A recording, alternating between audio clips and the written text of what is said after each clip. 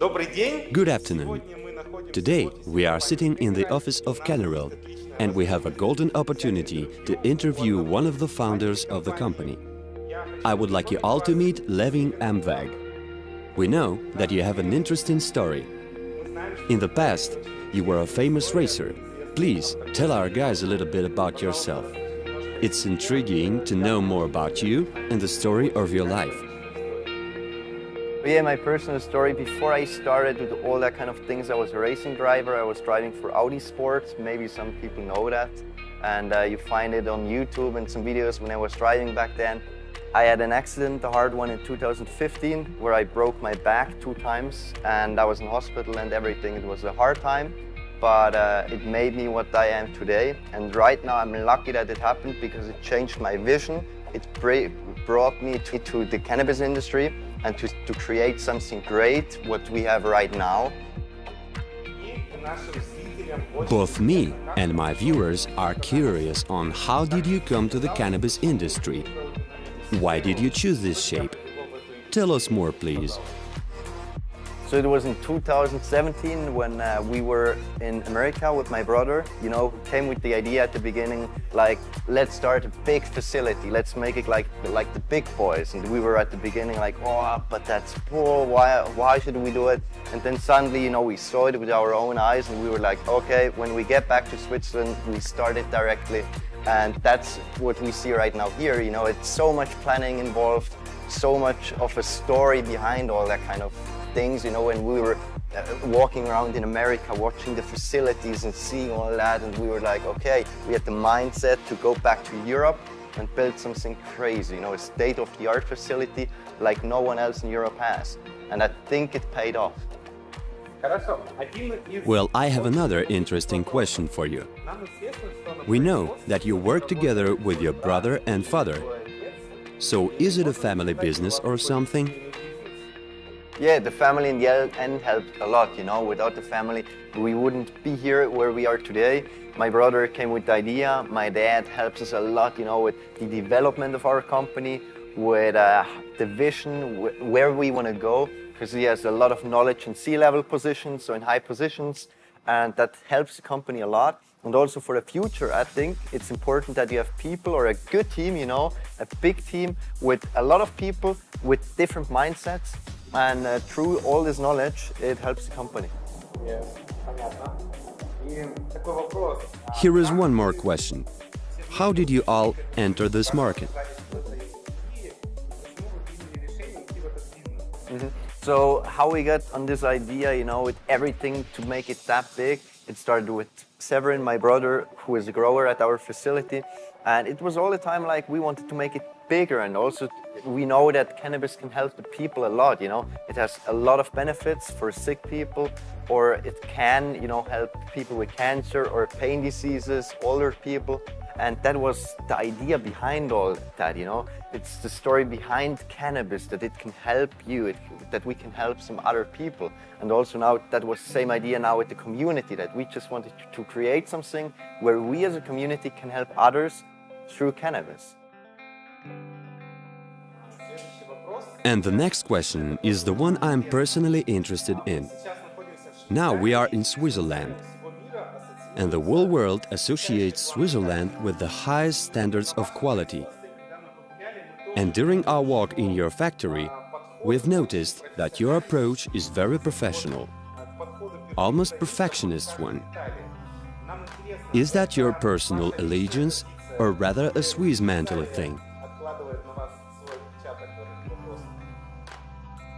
When we created it, you know, Switzerland has a high standard. You see it with the watches and stuff like that. So Switzerland is known for great quality.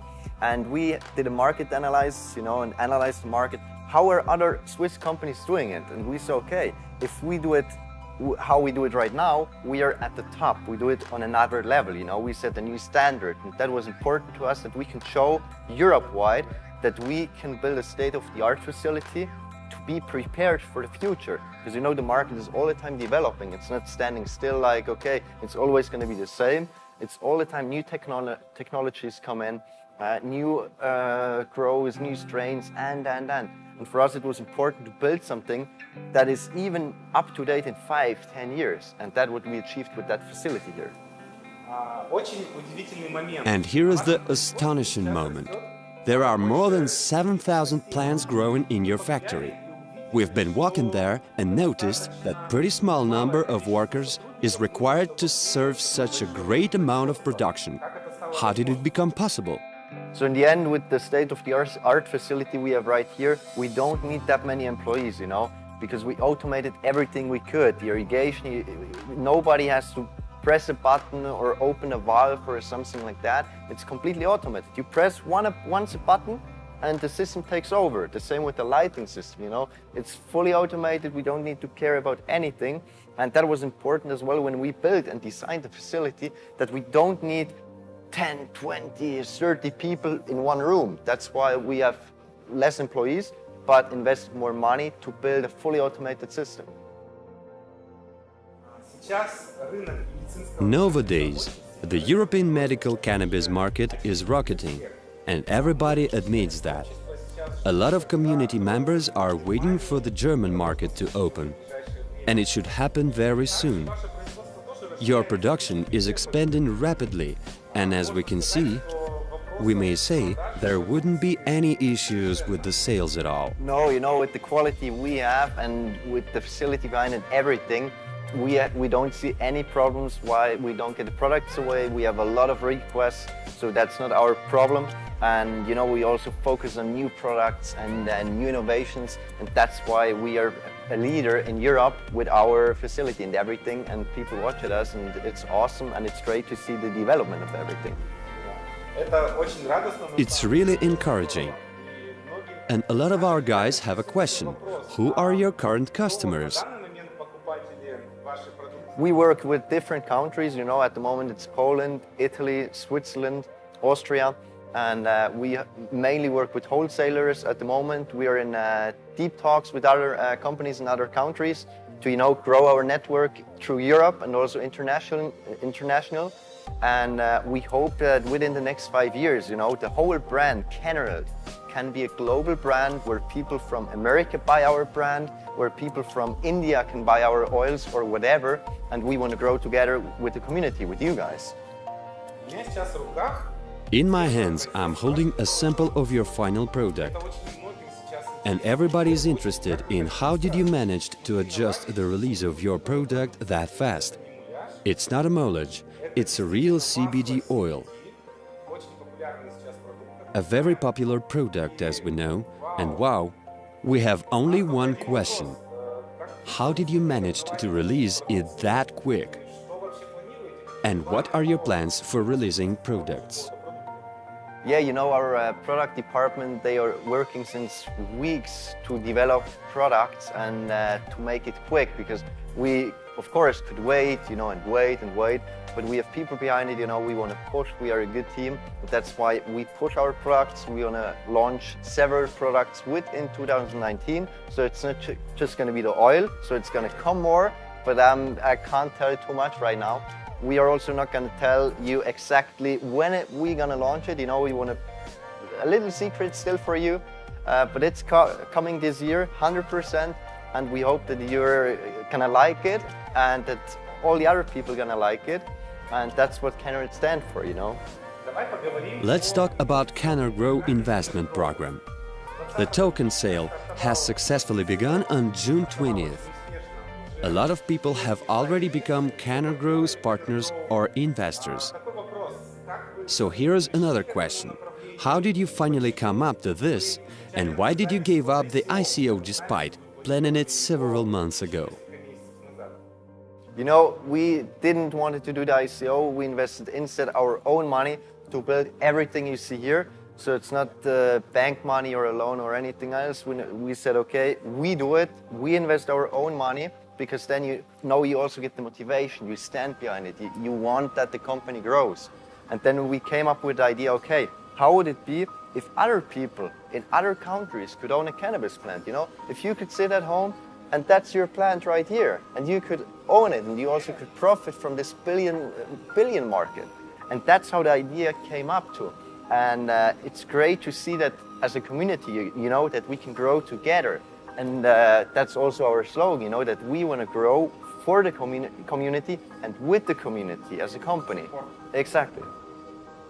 I have another important question from the investors. As we know, your token sale was fully agreed with the state inspection entity. How did you manage to do this? There was a huge wave of poor quality ICO projects, and there was a great attention to any token sales, especially in Switzerland. But as we know, you managed to reconcile it on a legal basis. You complied with the rules of token sales. How did you manage to do this? Yeah, in the end, you know, we do all according to the Swiss law. It wouldn't be helpful if we would do anything, you know, completely illegal, and in the end, you know what I mean. So it was important for us that we are on a green field. That's why you also had some lawyers involved, you know, and we do everything according to the Swiss law, the Swiss government laws, and these kind of things, as well with the cannabis, you know, because sometimes the question came up, is that legal in Switzerland? You can grow, and we were like, yeah, look, here is the law, and we are open to every questions, you know, that we answer them, as we did with people which came to us, you know, at the table with the lawyers, and they asked their questions, and we could reply to them, and in the end of the meeting, they were like, ah, okay, we got it now, and that's important, you know, if people have questions, come to us, ask us, we are here for that. We are aware that your company has a really big plans. You're going to expand and build facilities in England and Macedonia. These are really high plans. Please tell us more about this, about your plans and what to expect. Yeah, the England facility, you know, or the location you've seen maybe on the internet, you know, the big location, which was a nuclear bunker area in the Cold War, you know, with nuclear missiles. And one of my friends owns the whole site, you know, the whole location, over 320,000 square meters.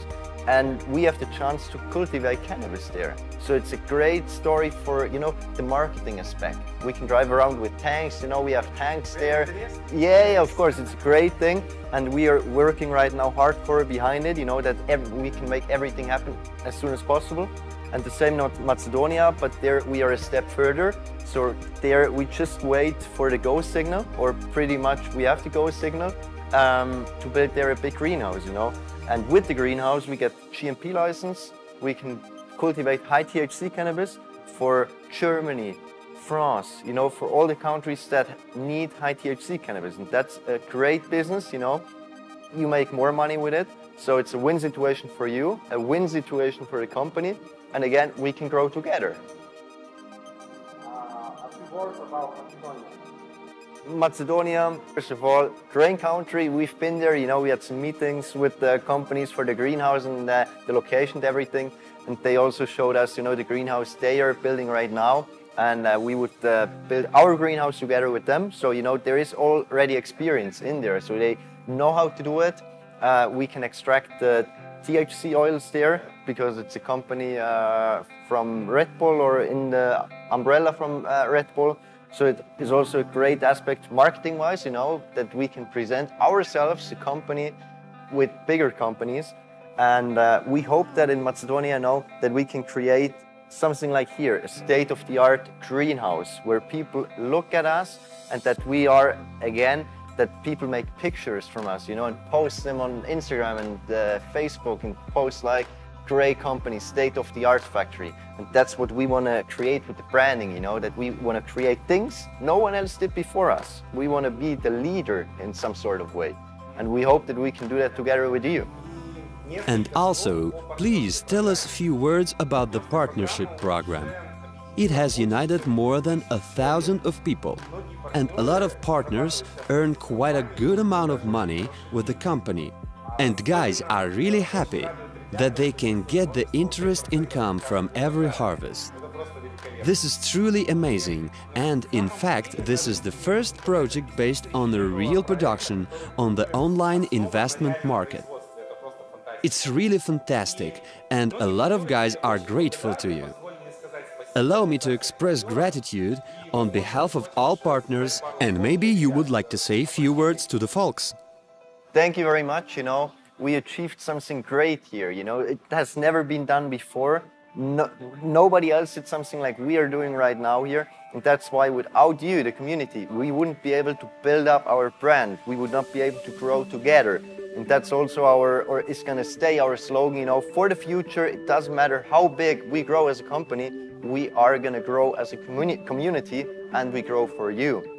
Thanks again, and we won't disappoint you in the future, and see you soon.